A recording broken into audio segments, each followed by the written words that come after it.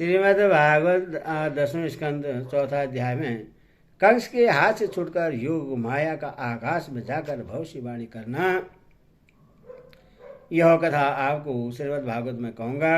आप इसको ध्यानपूर्वक सुने और इस वीडियो को लाइक एंड सब्सक्राइब जरूर कर दें। भक्तगणों सुनिए। श्री सुखदेव जी कहते हैं, परीक्षित, जब वसुदेव जी लौट आए तब नगर के बाहरी और भीतरी सब दरवाजे अपने आप ही पहले की तरह बंद हो गए। इसके बाद नवजात शिशु के रोने की ध्वनि सुनकर द्वारपालों की नींद टूटी। तुरंत भोजराज कंस के पास गए और देवकी को संतान होने की बात कही। कंस तो बड़ी आकुलता और घबराहट के साथ इसी बात की प्रतीक्षा कर रहा था। द्वारपालों की बात सुनते ही वह झटपट पलंग से उठ खड़ा हुआ और बड़ी शीघ्रता से सूतिका ग्रह की ओर झपटा। इस बार तो मेरे काल का ही जन्म हुआ है, यह सोचकर वह विहल हो रहा था। और यही कारण है कि उससे इस बात का भी ध्यान रहा कि उसके बाल बिखरे हुए हैं।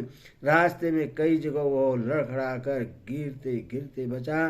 बंदी गृह में पहुंचने पर सती देवकी ने बड़े दुख और करुणा के साथ अपने भाई कंस से कहा, मेरे हितैषी भाई, यह कन्या तो तुम्हारी पुत्र वधू के समान है, स्त्री जाति की है, तुम्हें स्त्री की हत्या कदापि नहीं करनी चाहिए। भैया, तुमने देवस मेरे बहुत से अग्नि के समान तेजस्वी बालक मार डाले। अब केवल यही एक कन्या बची है, इससे तो मुझे दे दो। अवश्य ही मैं तुम्हारी छोटी बहन हूं। मेरे बहुत से बच्चे मर गए हैं, इसलिए मैं अत्यंत दीन हूं। मेरे प्यारे और समर्थ भाई, तो मुझ मंद भागिनी को यह अंतिम संतान अवश्य दे दो। श्री सुखदेव जी कहते हैं, परीक्षित, कन्या को अपनी गोद में छिपाकर देवकी जी ने अत्यंत दीनता के साथ रोते रोते याचना की, परंतु कंस बड़ा दुष्ट था। उसने देवकी जी को झटक कर उनके हाथ से वह कन्या छीन ली। अपने उस नन्ही सी नवजात भांजी के पैर पकड़कर कंस ने उससे बड़े जोर से एक चट्टान पर दे मारा।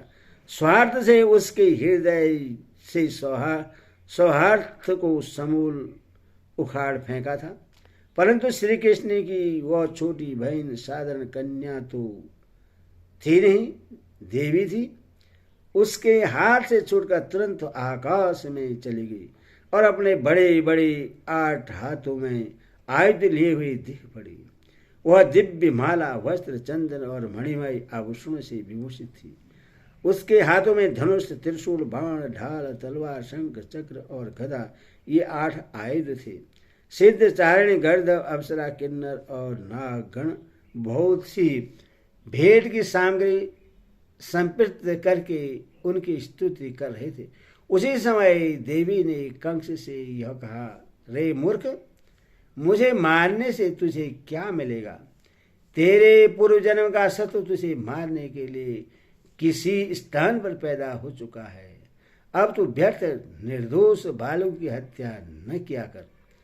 कंस से इस प्रकार कहकर भगवती योगमाया वहां से अंतर्ध्यान हो गई और पृथ्वी के अनेक स्थानों में भिन्न भिन्न नामों से प्रसिद्ध हुई। देवी की यह बात सुनकर कंस को असीम आश्चर्य हुआ। उसने उसी समय देवकी और वसुदेव को कैद से छोड़ दिया और बड़ी नम्रता से उनसे कहा, मेरी प्यारी बहन और बहनोई जी, हाय हाय, मैं बड़ा पापी हूँ। राक्षस जैसे अपने ही बच्चों को मार डालता है, वैसे मैंने तुम्हारे बहुत से लड़के मार डाले। इस बात का मुझे बड़ा खेद है। मैं इतना दुष्ट हूँ कि करुणा का तो मुझ में लेस भी नहीं है। मैंने अपने भाई बंधु और हितैषियों तक का त्याग कर दिया। पता नहीं अब मुझे किस नरक में जाना पड़ेगा। वास्तव में तो मैं ब्रह्माघाती के समान जीवित होने पर भी मुर्दाई हूँ। केवल मनुष्य ही झूठ नहीं बोलते, विधाता भी झूठ बोलते हैं। उसी पर विश्वास करके मैंने अपनी बहन के बच्चे मार डाले। ओह, मैं कितना पापी हूँ। तुम दोनों महात्मा हो, अपने पुत्रों के लिए शोक मत करो, उन्हें तो अपने कर्म का ही फल मिला है। सभी प्राणी पारबंध के अधीन हैं, इसी से वे सदा सर्वदा एक साथ नहीं रह सकते। जैसे मिट्टी के बने हुए पदार्थ बनते और बिगड़ते रहते हैं, परंतु मिट्टी में कोई अदल बदल नहीं होती, वैसे ही शरीर का तो बनना बिगड़ना होता ही रहता है, परंतु आत्मा पर इसका कोई प्रभाव नहीं पड़ता। जो लोग इस तत्व को नहीं जानते, वे इस अनात्मा शरीर को ही आत्मा मान बैठते हैं। यही उल्टी बुद्धि अथवा अज्ञान है। इसी के कारण जन्म और मृत्यु होते हैं, और जब तक यह अज्ञान नहीं मिटता, तब तक सुख दुख रूप संसार से छुटकारा नहीं मिलता। मेरी प्यारी बहन, यदि मैंने तुम्हारे पुत्र को मार डाला है, फिर भी तुम उनके लिए शोक न करो, क्योंकि सभी प्राणियों को विवश होकर अपने कर्मों का फल भोगना पड़ता है। अपने स्वरूप को न जानने के कारण जीव जब तक यह मानता रहता है कि मैं मारने वाला हूँ, यह मारा जाता हूँ, तब तक शरीर की जन्म और मृत्यु का अभिमान करने वाला वह अज्ञानी बाध्य और बाधक भाव को प्राप्त होता है, अर्थात वह दूसरों को दुख देता है और स्वयं दुख भोगता है। मेरी यह दुष्टता तुम दोनों क्षमा करो, क्योंकि तुम बड़े ही साधु स्वभाव और दीनों के रक्षक हो। ऐसा कह कंस ने अपनी बहन देवकी और वसुदेव के चरण पकड़ लिए। उसकी आंखों से आंसू बह बह कर मुंह तक आ रहे थे। इसके बाद उसने योग माया के वचनों पर विश्वास करके देवकी और वसुदेव को कैद से छोड़ दिया, और वह तरह तरह से उनके प्रति अपना प्रेम प्रकट करने लगा। जब देवकी जी ने देखा कि भाई कंस को पश्चाताप हो रहा है, तब उन्होंने उससे क्षमा कर दिया। वे उसके पहले अपराधों को भूल गई, और वसुदेव जी ने हंसकर कंस से कहा, मनस्वी कंस, आप जो कहते हैं वह ठीक वैसा ही है। जीव अज्ञान के कारण ही शरीर आदि को मैं मान बैठते हैं, इसी से अपने पराये का भेद हो जाता है, और यह भेद दृष्टि हो जाने पर तो वे शोक हर्ष भय द्वेष लोभ मोह और मद से अंधे हो जाते हैं। फिर तो उन्हें इस बात का पता ही नहीं रहता कि सबसे प्रेरक भगवान ही एक भाव से दूसरे भाव का, एक वस्तु से दूसरी वस्तु का नाश करा रहे हैं। श्री सुखदेव जी कहते हैं, परीक्षित, जब वसुदेव और देवकी ने इस प्रकार प्रश्न होकर निष्कपट भाव से कंस के साथ बातचीत की, तब उनसे अनुमति लेकर वह अपने महल में चला गया। वह रात्रि बीत जाने पर कंस ने अपने मंत्रियों को बुलाया और योग माया ने जो कुछ कहा था वह सब उन्हें कह सुनाया। कंस के मंत्री पूर्णतः नीति निपुण नहीं थे। दैत्य होने के कारण स्वभाव से ही वे देवताओं के प्रति शत्रुता का भाव रखते थे। अपने स्वामी कंस की बात सुनकर वे देवताओं पर और भी चिढ़ गए और कंस से कहने लगे, भोजराज, यदि ऐसी बात है तो हम आज ही बड़े बड़े नगरों में, छोटे छोटे गांवों में, अहीरों की बस्तियों में और दूसरे स्थानों में जितने बच्चे हुए हैं, वे चाहे 10 दिन से अधिक के हों या कम के, सबको आज ही मार डालेंगे। समर वीरु देवगण युद्ध धोख करके ही क्या करेंगे? वे तो आपके धनुष की टंकार सुनकर सदा सर्वदा घबराए रहते हैं। जिस समय युद्ध भूमि में आप चोट पर चोट करने लगते हैं, बाण वर्षा से घायल होकर अपने प्राणों की रक्षा के लिए संग्राम छोड़कर देवता लोग पलायन होकर इधर उधर भाग जाते हैं। कुछ देवता तो अपने अस्त्र जमीन पर डाल देते हैं और हाथ जोड़कर आपके सामने अपने दीनता प्रकट करते हैं। कोई कोई अपनी चोटी के बाल तथा कच्छ खोलकर आपकी शरण में जाकर कहते हैं कि हम भयभीत हैं, हमारी रक्षा कीजिए।